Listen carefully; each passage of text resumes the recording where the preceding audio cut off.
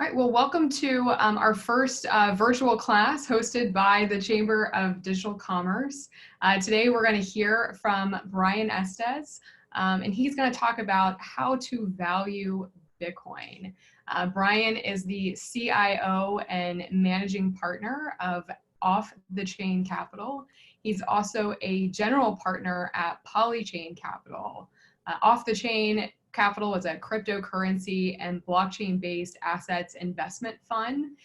They're seeking to capture value in megatrends. They use S-curve analysis and extensive research to uncover opportunities in illiquid securities.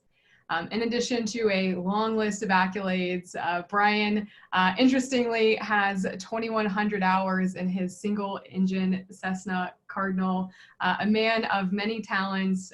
Brian and Off the Chain are also active members of the Chamber. Brian, thanks so much for your support, and thanks for joining us today. Yeah, thank you for having me. I'm excited to do this. Awesome. Well, while you get your presentation set up, one more reminder, we're doing Q&A at the end. Submit your questions in the Q&A box at the bottom of your screen. Brian, over to you. Okay, thanks.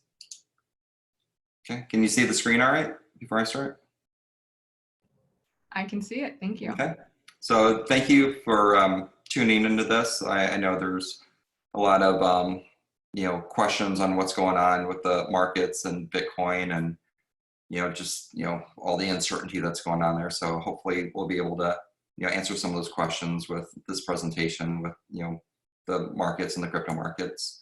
So before we get started, it's good just to, when you think about Bitcoin, I always want people to open their minds up because Bitcoin is totally different than any other asset that's ever been created. And it was created back in 2009 with the Satoshi Nakamoto white paper. And we can't use PE ratios or price to book or traditional valuation methods when we think about Bitcoin. And so, before I get started, I just want everyone to, like I said, think differently about this asset because it has some characteristics of a currency, some characteristics of a commodity. It's kind of like gold, but it's kind of like money too. So, and all it is basically software. So, as we go through this, like I said, just, for the next 40 minutes, just open your mind up to, consider some new opportunities there. So the things that we're going to cover today is first, why does Bitcoin have value? What is the Bitcoin halving and why is it important? The global debt crisis that's going on today, why add Bitcoin to a diversified investment portfolio? And we'll go through 4 of our models that we use to determine the value of Bitcoin. So just a brief history of money. 75,000 years ago, humans used shells and salt and stones as their money.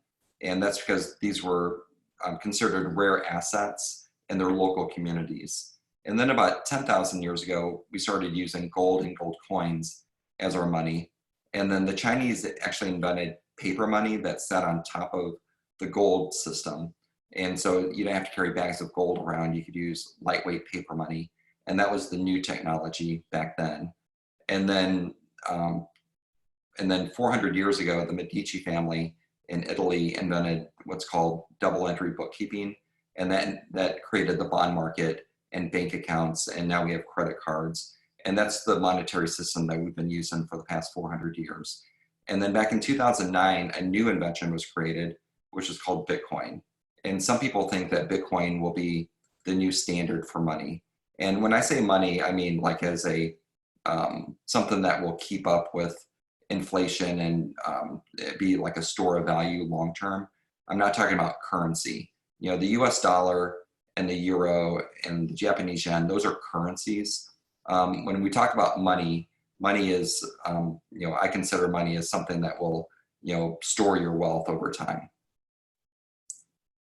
So 10 years before Bitcoin was invented, Milton Friedman identified one of the issues with the internet.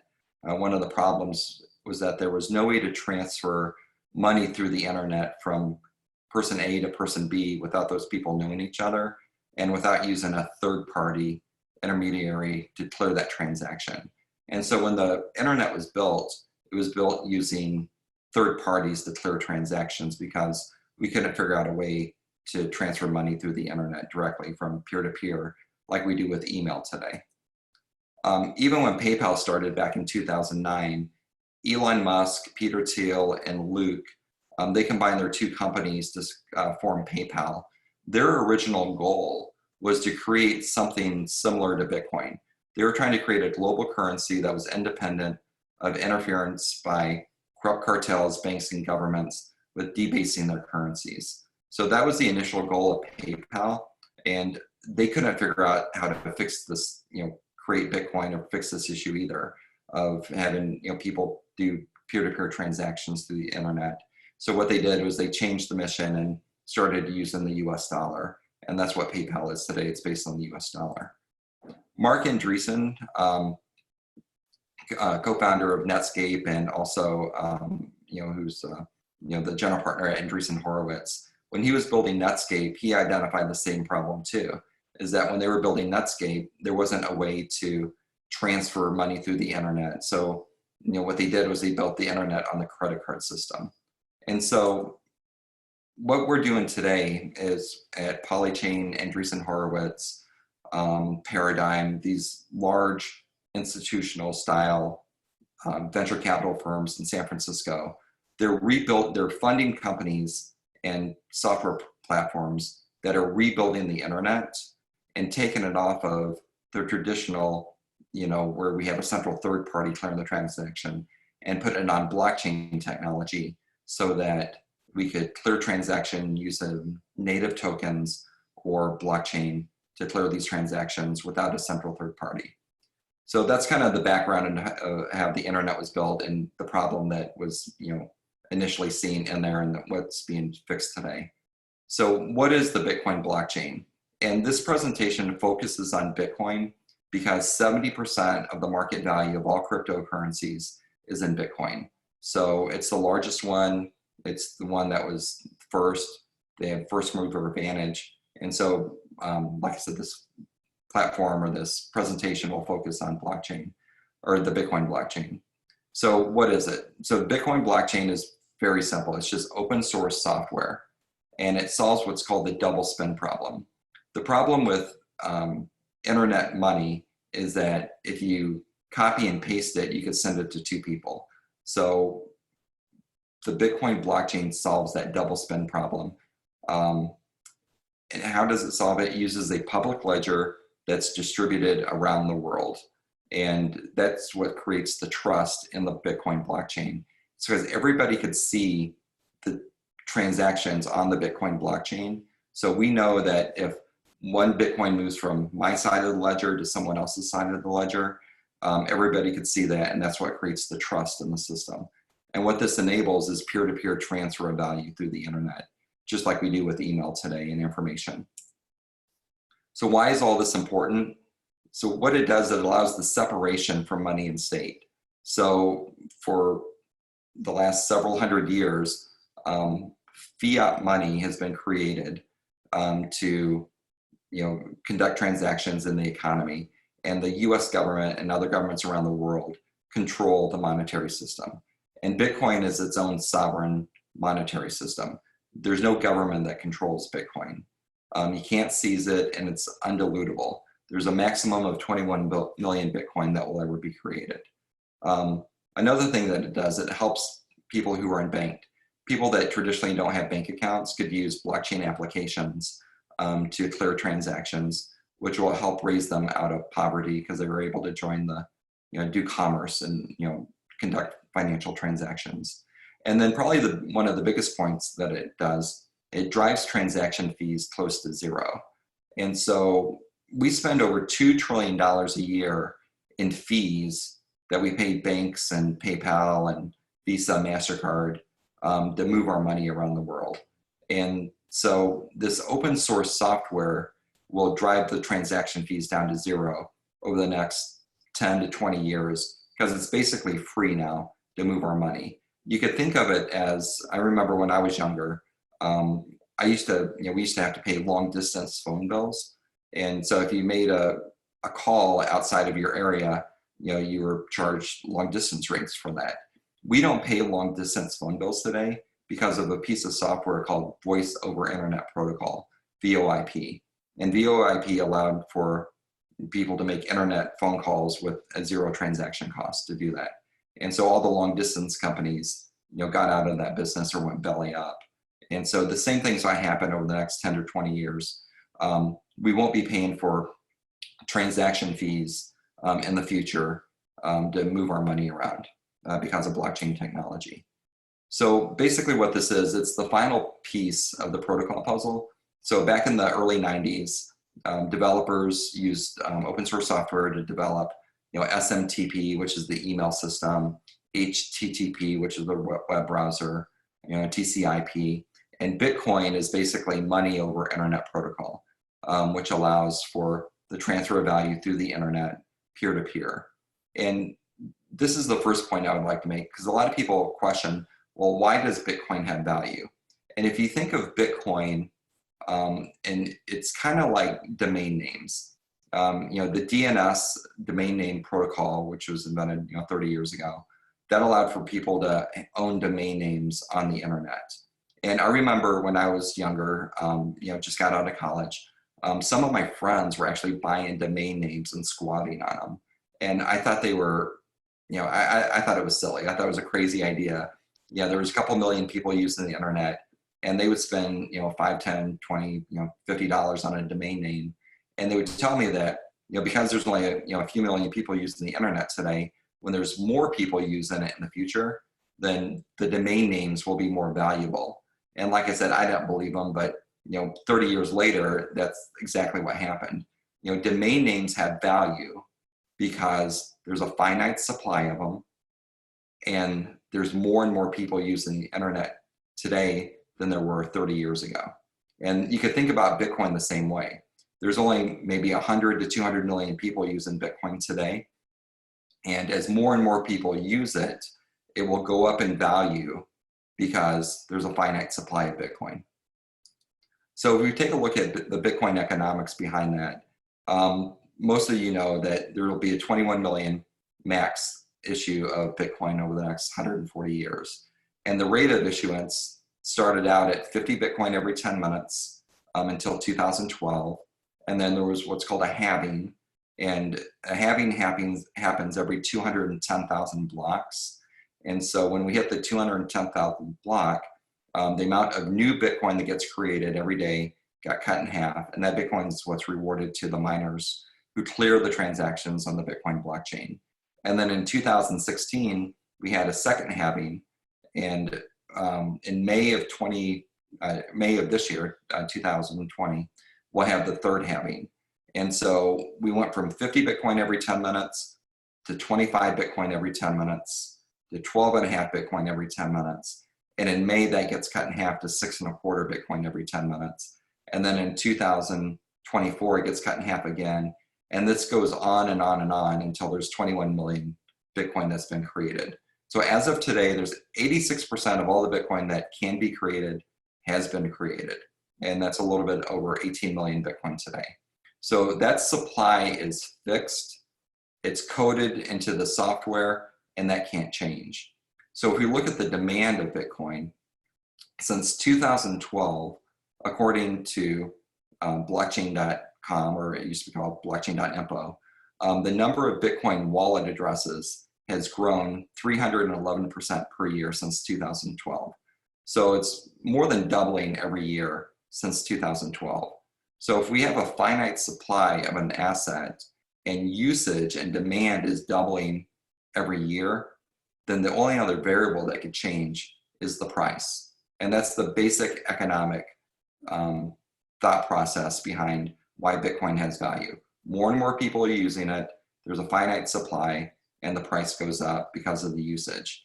And it's the same concept that domain names, the reason domain names went up in value over the past 30 years. So we talked about the Bitcoin halvings. It's important to point out too that Bitcoin has very volatile price swings, and it's been our experience that the best time to own Bitcoin is right after one of the halvings. So in 2012 and 2016, you can see these blue columns here. This is when Bitcoin had exponential returns. And if you think about it, it kind of makes sense.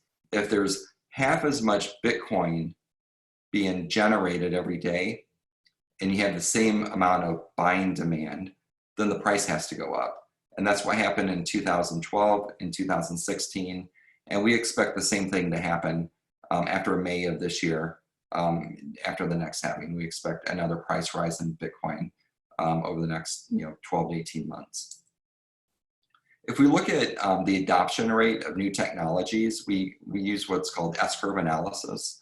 S-curve analysis basically means that the time it takes for a new technology to go from 0% adoption to 10% adoption is the same time it takes to go from 10% to 90% market penetration.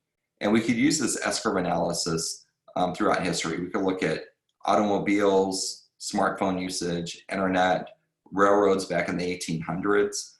And like I said, the amount of time it takes to go from 0 to 10% adoption is the same time to go from 10 to 90.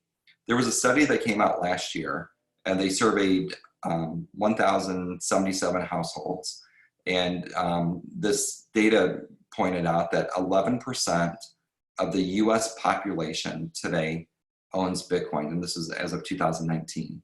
So it took 10 years to go from 0% adoption to 10% adoption. And what that tells me is that over the next 10 years, we're gonna go from 10% to 90%. And it may not be Bitcoin, but it'd be some sort of blockchain application. So, our thesis is that over the next 10 years, that 90% of us in 2029 will be using blockchain applications in our day-to-day life. And if we break down the Bitcoin ownership by age group, like I said, 11% is total, but it's skewed towards the younger generation. 20% of millennials own Bitcoin as of spring of 2019. 15% of people, 35 to 44, and 5% of people in my age group. This could also be confirmed by looking at Charles Schwab. This came out a couple months ago, and it broke down their top equity holdings by age groups. And so you had millennials, Gen X, and baby boomers. And it was interesting to see that the 5th largest holding for millennials is the Grayscale Bitcoin Trust. And what that means to us is that, as the $68 trillion transfers from the older generations to the younger generations over the next 25 years, a certain amount of that money will go into cryptocurrencies like Bitcoin. And it's also important to remember why Bitcoin was created in the first place. Back in 2009, 2010, in the Genesis block of the Bitcoin software, Satoshi Nakamoto and the creators of Bitcoin put in the code, the Times article, "Chancellor on the brink of second bailout for banks." And that's kind of a nod towards the reason that Bitcoin was created is as an alternative financial system to central banks, overprinting their money or debasing their money over time. And a lot of people think that Bitcoin was created as like I said, alternative financial system to put a check on the central banks. If we take a look at what the central banks have done over the past 20 years or so, this chart goes back to 1951, and it compares U.S. household net worth to GDP. And from 1951 to the early 90s, they were right in line with each other. But we had the dot-com bubble back in 2000, and when that burst and stocks went down 80%, the central bank of the United States decided that that was enough. They lowered interest rates, and when they lowered interest rates, that created a housing bubble. And when the housing bubble burst, they bailed out the banks, and then that created the bubble that we're in today, which basically everything's in a bubble. And so there's been this divergence over the past 25 years between GDP and household net worth. And that gap is what I consider the wealth gap. And what I mean by that is that people with assets became very wealthy over the last 20 to 25 years. But people working for wages fell behind because wages didn't keep up with asset prices. And I think that's what we're going through today, is that the markets are trying to reset asset prices. And as we saw yesterday, the central bank and the governments, they're going to step in and not allow that to happen once again. So back in 2008, just to zoom in a little bit, we had the financial crisis, and the financial crisis was caused by having too much debt. And so the solution that the central banks decided was let's issue out more debt. So debt as a percentage of world GDP increased and total debt increased. And so even today, 90% of the debt outside the United States has a negative interest rate on it. And what I mean by that is if you're in Germany and you put $10,000 in a German 10-year bond, in 10 years, you get $9,500 back. So you get less money back than you put in. And it's like that with 90% of the bonds outside the United States. And so cryptocurrency, which is money based on computer code, provides an alternative to government issued money. And that's one of the reasons that Bitcoin has done so well over the past 10 years, is that there's a certain percentage of people that want to have a small amount of their assets in this alternative asset class, just as a hedge, as a risk hedge. So just some basic finance before we move on a little bit here. So it's important to understand the relationship between bonds and interest rates. So the red line, you could think of it as a teeter-totter. This red line here is a 3% bond that costs $1,000. And if interest rates go up to 4%, the value of that bond goes down by $250 to $750. So if interest rates go down to 2%, the value of that bond goes from $1,000 to $1,500. And so there's, like I said, there's this inverse relationship between bond prices and interest rates. And so where we're at today, like I said before, there's $17 trillion of bonds outside the US that have a negative yield. So that teeter-totter that we just looked at, that's basically upside down now. And if you do the math on that, it could last in the short run, but it's hard to figure out how that could last forever. And so, that's one of the stresses that's in the financial system today, or these bonds that have a negative interest rate. Even in the United States, we have, bond prices that are all-time highs, but interest rates that are all-time lows. So what this chart shows is that if you look out throughout the world, we have recorded history of 5,000 years of interest rates. And over the last 5,000 years, interest rates have been between 2 and 8%. And so in the United States, interest rates are near zero today. On the very short term, they're actually slightly negative, but on the 10 and 30-year bonds, they're very close to zero. And so if bond yields are at zero or close to zero, what that means is that bond prices are at all-time highs. And that's, like I said, one of the stresses that's going on in the financial system today, is that people are trying to exit their all-time high bond prices, and the central banks are stepping in and they're buying these bonds. They're buying, the Federal Reserve is buying municipal bonds, corporate bonds, mortgage bonds, and they're trying to shore up the financial system because there's so many sellers, people trying to sell their bonds at all-time highs. And so our financial system, like we talked about, is based on trust. Since the US dollar isn't backed by gold anymore, that stopped being backed by gold in 1971, it's basically backed by trust in the government. And back in the 60s and 70s, most people trust the government. But today, only 17% of people trust the government. So this is setting up a interesting opportunity here where bond prices are all-time highs, there's stress in the financial system, people don't trust the government. And so, if you look at Bitcoin as an alternative asset class, then, that's, kind of what people have been doing over the past, like I said, 10 years.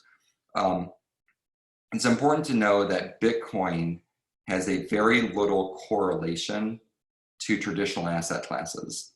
So the Federal Reserve Bank in St. Louis, in their January 2018 white paper, stated that Bitcoin will emerge as its own asset class and thus have the potential to develop into an interesting investment and diversification instrument.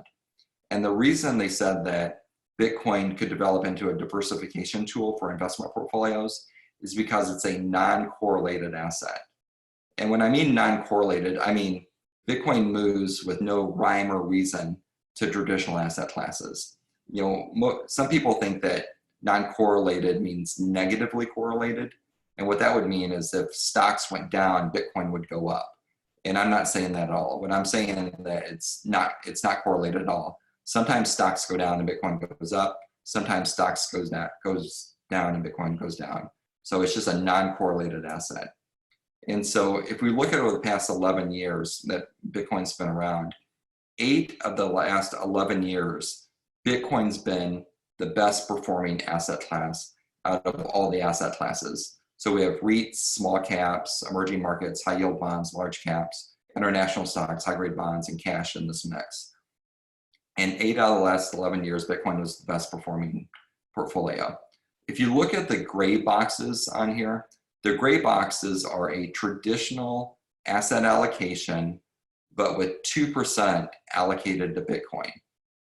And so I just want to point out a couple of things. If you look at year 2013, Bitcoin was up like 5,000% in 2013. If you would have had a 2% allocation to your portfolio in Bitcoin, your traditional portfolio, which was 98% invested in traditional asset classes and 2% invested in Bitcoin, that portfolio would have went up 128%. And then the next year, when Bitcoin went down 60%, if you look at that gray box, your portfolio would have been up 5.7%, but without Bitcoin, it would have been up 6.9%. And what this means is that when you add a small amount of Bitcoin to a portfolio, when Bitcoin does well, you win big, but when Bitcoin does terrible, you lose small. And a lot of you have probably seen the movie, I forget the name of the movie. It was with Brown Capital. So anyways, there was a hedge fund during the financial crisis. It was a garage band hedge fund in Denver, and The Big Short was the name of the movie. And so Brown Capital used this philosophy.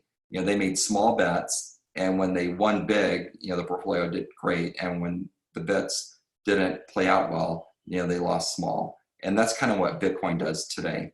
You can see the same thing happened in 2017 and 2018. In 2017, a 2% allocation to Bitcoin, the traditional asset allocation model with 2% in Bitcoin, your portfolio would have been up 40% versus up 14% for a traditional allocation. And then the next year, when Bitcoin went down 72%, the traditional asset model with no Bitcoin was down 5.6%. And then if you had 2% in Bitcoin, you were down 6.8%. So you won big on the upside and lost small on the downside. And that's one of the investment thesis behind Bitcoin, is that it makes sense to add 2% of your portfolio to Bitcoin to increase your returns and not take that much risk. So we could also see this in what's called the Sharpe ratio. So the Sharpe ratio is a way to measure risk-adjusted returns in a portfolio. And we could zoom in on this.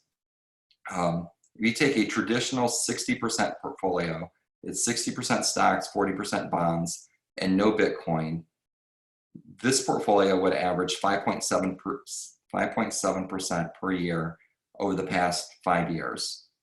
And the annualized volatility would have been 7.8%.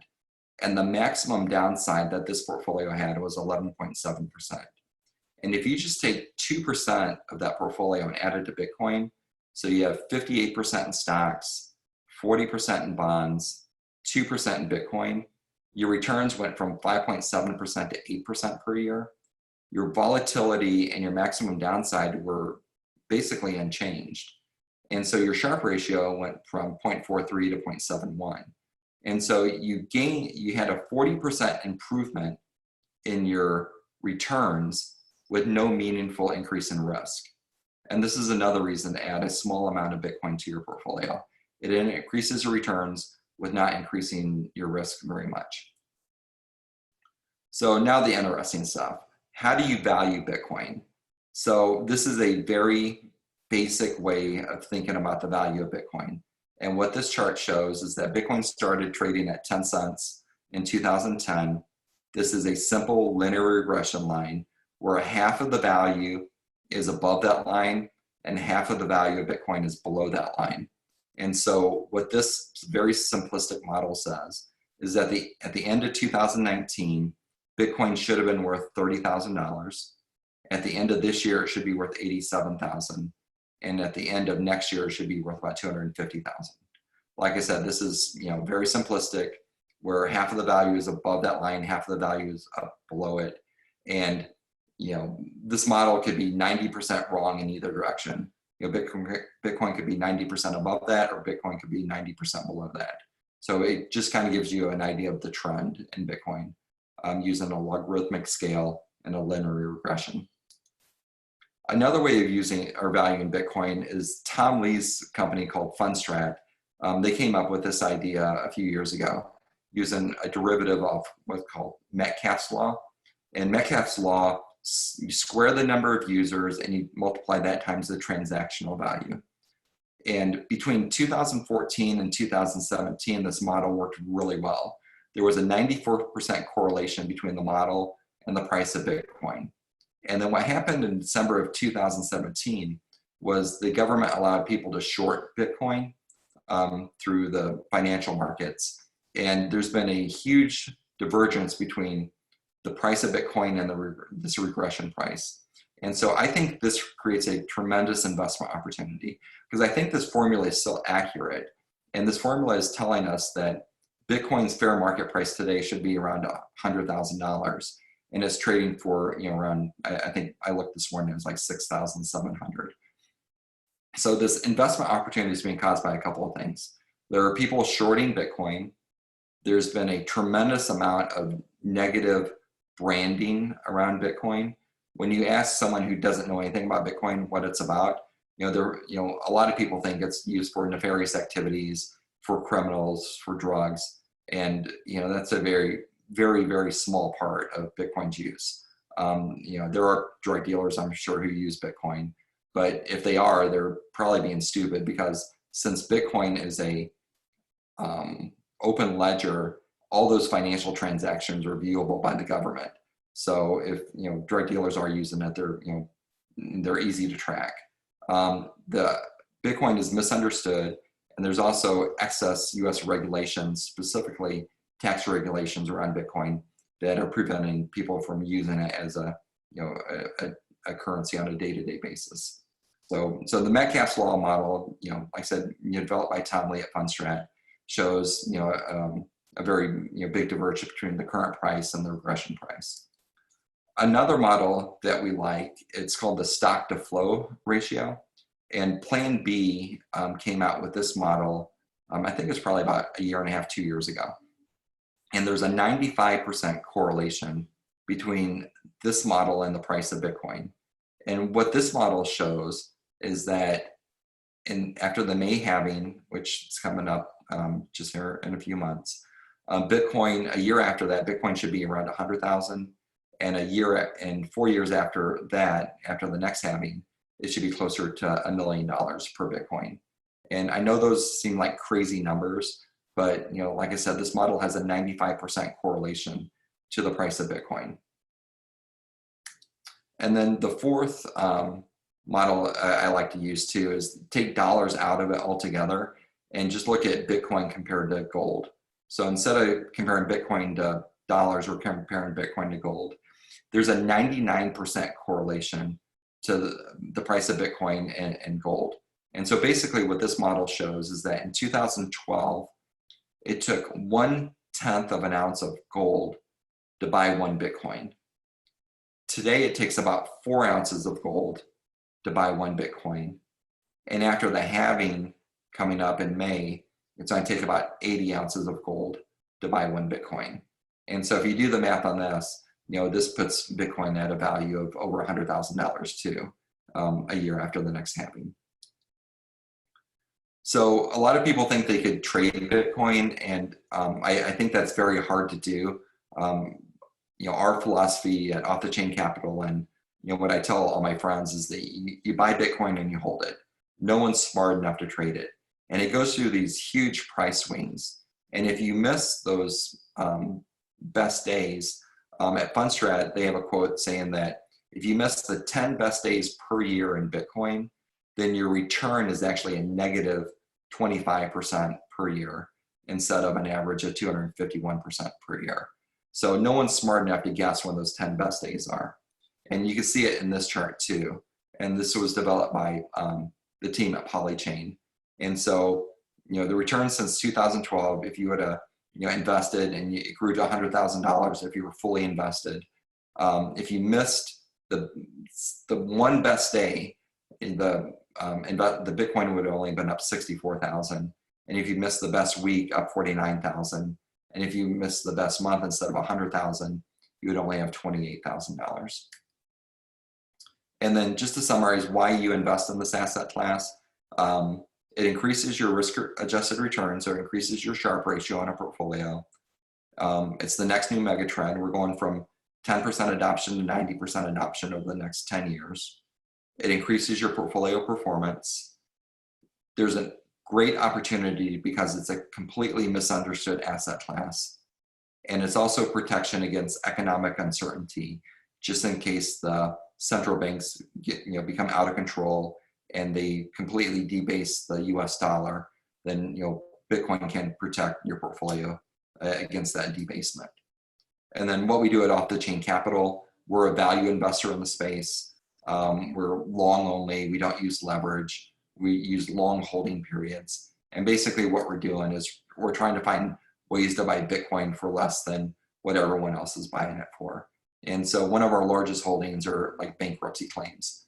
So we buy Bitcoin that's owned in certain bankruptcy claims, and that allows us to get a significant discount, up to 90% discount on Bitcoin. And then we also make private investments in blockchain companies. And then this deck is prepared for the public. So if you have questions or you want a copy of this deck, just email us at lp@offthechain.capital, and we'll be glad to share this deck or answer any questions with you or for you. Woo!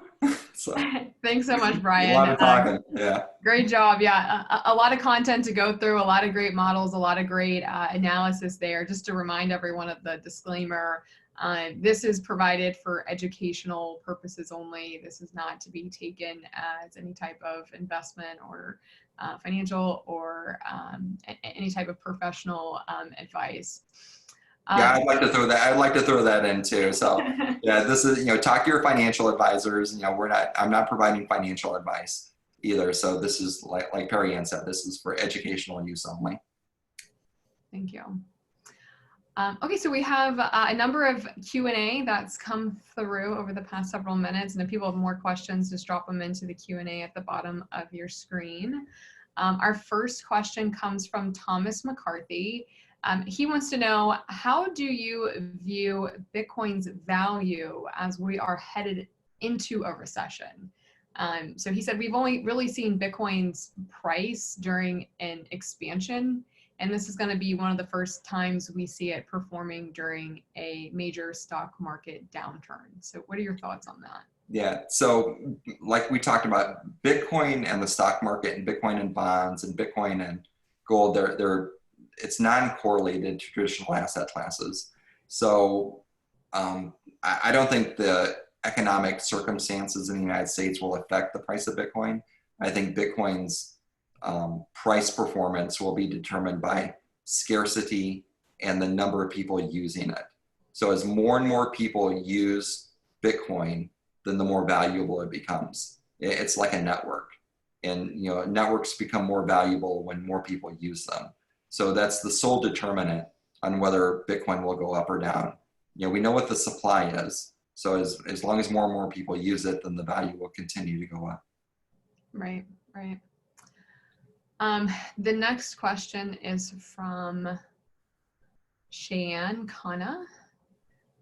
Cheyenne wants to know, from your perspective, which traditional Wall Street players, I think she means, big banks like Goldman Sachs or JP Morgan or BNY Mellon. She mentioned Fidelity as well. Are the furthest ahead in terms of development today, and which ones do you expect to be the furthest ahead 5 years from now? Yeah, so I think that's an easy answer. That's Fidelity. So, Fidelity started actually mining Bitcoin, I think 5 or 6 years ago, and they have a subsidiary called Fidelity Digital Assets that offers Bitcoin trading for their institutional clients and custody service. So, I think by far, Fidelity's, way far ahead, versus the other traditional investment firms out there. And then if you look at the traditional like financial advisory firms like Merrill Lynch and Edward Jones and some of those, they don't allow their clients to invest in Bitcoin, but the online ones do. So if you look at Schwab and Fidelity and TD Ameritrade, you could invest in, like I said, the Grayscale Bitcoin Trust in your brokerage account in those with those firms. We can't with the advisory firms. Sure. Okay, the next question's from Andrew Wittenar. Sorry if I say your name wrong. I think he knows you. He says hi. Would be curious to hear your thoughts on Bitcoin versus other cryptocurrencies and altcoins. Do you see Bitcoin solely as the first introduction or iteration of crypto, and there'll be other coins over time that become more valuable? And then he gives the analogy of Yahoo being the best before Google came around. Or do you see Bitcoin being the best and the most valuable over 15 years? Yeah, so that's a great question. And the simple answer, it's too early to know. So right now, Bitcoin is 70% of the market cap of all the cryptocurrencies. One of the reasons it has dominant market share is because Bitcoin lies in the middle of all the trading pairs. So if you want to go from Tron to EOS, it's really hard to go from Tron to EOS. You have to go from Tron to Bitcoin to EOS. And so because Bitcoin sits in between these trading pairs, it's almost like the reserve currency of blockchain and trading. So I think it's going to be impossible to knock Bitcoin out of that position. So for a store of value for something that's intertwined within the trading community, Bitcoin is set. There'll be probably two other winners. There'll be a smart contract winner, and there will be a transactional layer winner. And we don't know who those are. So with smart contracts, you can look at, Ethereum, Tezos, EOS. They're all competing for that dominant market share for smart contracts. And then with the other side, with the transactional layer, we don't know we can't use Bitcoin as a transactional layer. The block size is too small for that. So it'd either be like something like Libra or the Lightning Network, or maybe like Venmo. Venmo is a blockchain-based application that a lot of people use today. And it seems like it wouldn't be that complicated to integrate Venmo into the Bitcoin blockchain somehow. Right. Raghu would like to know your thoughts on the recent downturn. What was the reason for the big Bitcoin price decline? Yeah, so it was a liquidity event. So the markets were locking up a few weeks ago. I think it was like March 12th. And when Bitcoin trades 24 hours a day, 7 days a week, and when people need liquidity, they sell what they can. And so since the bond and stock markets were closed, they're only open Monday through Friday, eight hours a day. People were selling Bitcoin because they could, liquidate that. And so it actually, I think, cleansed the Bitcoin system. You had this big flush from 8,000 down to around 4,000. And now it's up, 50, 60% from the lows. So, I think that any weak hands got flushed out during that process. And that, as we print more and more money, there's a $2 trillion stimulus package that we're the Federal Reserve is just creating new money. And that can be leveraged up to an additional $4 trillion on top of that. So we'll have $6 trillion of new freshly created money. And I think people are starting to understand that, if you have an infinite supply of currency, then the value of that is probably not as much as if you have a finite supply of it, like with Bitcoin. So. Right. All right, Chad Smith would like to know, what about the future use cases? Where do you think is the next frontier for Bitcoin and other altcoins to the mass markets? That's a great question. So I'm gonna punt on that, I think. Bitcoin's best use case that I see is, one, as a portfolio diversification tool. Two, I almost look at it as insurance, portfolio insurance.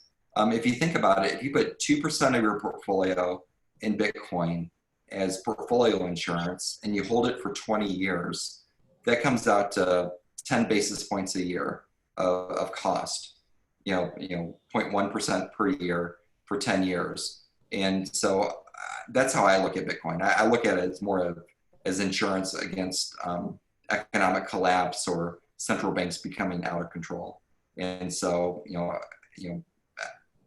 that's how I look at it today. And, right now, I don't see Bitcoin being something other than that until, the regulations are, diminished over time and allow people to use it more as a currency. Yeah, I mean, that's interesting for sure. In the Satoshi Nakamoto's white paper, he calls Bitcoin a peer-to-peer electronic cash system. Mm-hmm. So the idea of this being for payments or to be used as electronic cash, I think looks very different than the picture that you just painted today as either a store of value and or a asset diversification tool. From a regulatory perspective, you mentioned tax earlier. That's definitely one of the major barriers that we've identified at the Chamber, where digital currencies are classified as property by the IRS for tax purposes, making them subject to capital gains, as I'm sure you are all aware, meaning that the every transaction is a taxable event. You have to calculate the gain or the loss. And I think that's one of the biggest barriers to this being used as for payments. Because it's an onerous process for anyone to have to go down, and it's just a good example of how tax regulation has influenced consumer behavior. And that guidance came out in 2014 from the IRS. So it's been many, many years, and I think that was one of the big drivers into Bitcoin being more used as a store of value versus payments. You mentioned scalability as well. I think that's a big part of it too. And it was even Jerome Powell, the chairman of the Federal Reserve, in his one of his most recent hearings where he testified on Capitol Hill, and he likened Bitcoin to a digital gold or a store of value. Talking about the Fed, there's been a lot of noise about a digital dollar. Vincent Berninski wants to know, in the past few days, there's been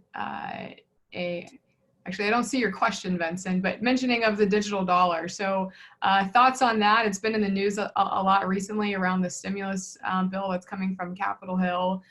There's been some talks at the Fed as well. How do you think a digital dollar could impact Bitcoin? So I don't think it'd have an impact on the price. And if you think about it, a digital dollar will still be controlled by the Federal Reserve. So it'll still, be able to be debased. So it's, you're looking at different monetary theories. So, Bitcoin's monetary theory is that there's a finite supply of it, and as more and more people use it, it will retain its value or possibly grow in value compared to other assets. A digitized blockchain-based dollar, will still have the same monetary policy as the paper dollars do. So the only difference between paper dollars and digital dollars is that, I guess, it's easier to track people with digital dollars than with paper money. So.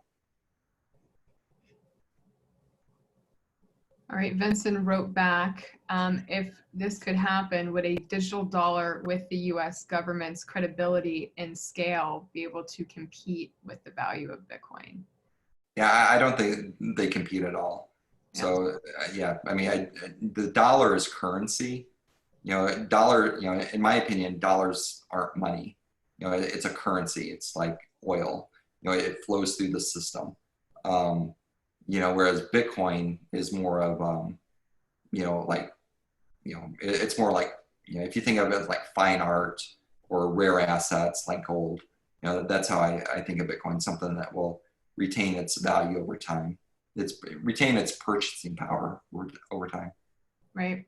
Vincent, and for others on the line who are interested in the digital dollar parts that have been included in these stimulus bills, we're having a private briefing tomorrow for chamber members where we'll be talking about kind of what's been going on there and our insights and analysis on what you're reading in the media about that. That is for chamber members only. You'll be getting an invite right after this call. Dave Schuper from Wifley would like to know if you can contrast your calculation concepts for Bitcoin to other large trading cryptos like Ethereum or others. So you can use those. We haven't done that though. So so you can use those same models for other cryptocurrencies. So, but we haven't prepared those models. So. Okay. All right, next question from Andrew again. What are some publicly traded blockchain companies we should be following, if any? Okay, so I need to probably give a disclosure here. These are investments that we own in the fund, and I'm not recommending them, but since the question's asked, I'll talk about two of our publicly traded companies that we own. One of them is Silvergate Bank. Symbol is SI. Silvergate is a bank that has a PE ratio of 6. Their earnings growth has been, well over 100% a year over the last 5 years. And they bank almost all the cryptocurrency investment funds out there because they have what's called the SEN network, the Silvergate Exchange Network, which allows the crypto companies to exchange and do banking between each other when the banks are closed. And so if you're a new cryptocurrency type company, you basically have to use Silvergate Bank because that's who everybody else uses. So Silvergate went public a couple months ago, and like I said, it's one of the holdings in the fund, and we think it's extremely undervalued to where it should be. Another one is Galaxy Digital. So when we did our analysis on Galaxy Digital, we found that they owned Bitcoin, Ethereum, and Ripple, the company, not XRP, the token, but Ripple, the company. And the value of those 3 assets were worth more than the market cap of their company. And so that's an undervalued type investment opportunity that we decided to take a small position in. So those are 2 publicly traded companies that we own in the fund that are exposed to blockchain. Okay. Last question is from Dwayne. Thoughts on if paper money will be either phased out or just used less in response to the pandemic. There's been questions if paper money could carry COVID on it. Do you think people will either stop wanting to use paper money or it will be phased out because of the COVID pandemic? I think that's there's a chance of that. If you look over in Europe, they've been phasing out paper money for 10 years. If you go to Norway or Sweden, there's no such thing as paper money over there. So everything's all digitized. That could happen in the US. There are certain people that want that to happen in the US, COVID or no COVID. But paper money actually gives you privacy. No one knows how you spend your paper money. Digital money, the government can track, they'll see every transaction that you make. So I think it's more of a privacy issue than anything. So, so that's, it depends on which side of the fence you're on, so, COVID may be an excuse to get rid of the paper money, but, I think paper money should be around. There's several folks who are asking if you can share your email again. Just one more time, if you can repeat your email for folks who... Yeah, it's L as in Lima, P as in Papa, at offthechain.capital. Great. Thanks again, Brian, for joining us, and thanks for all of the attendees who are online. Great to have you here and appreciate your time and your insights. Yeah, thanks for hosting. I appreciate it.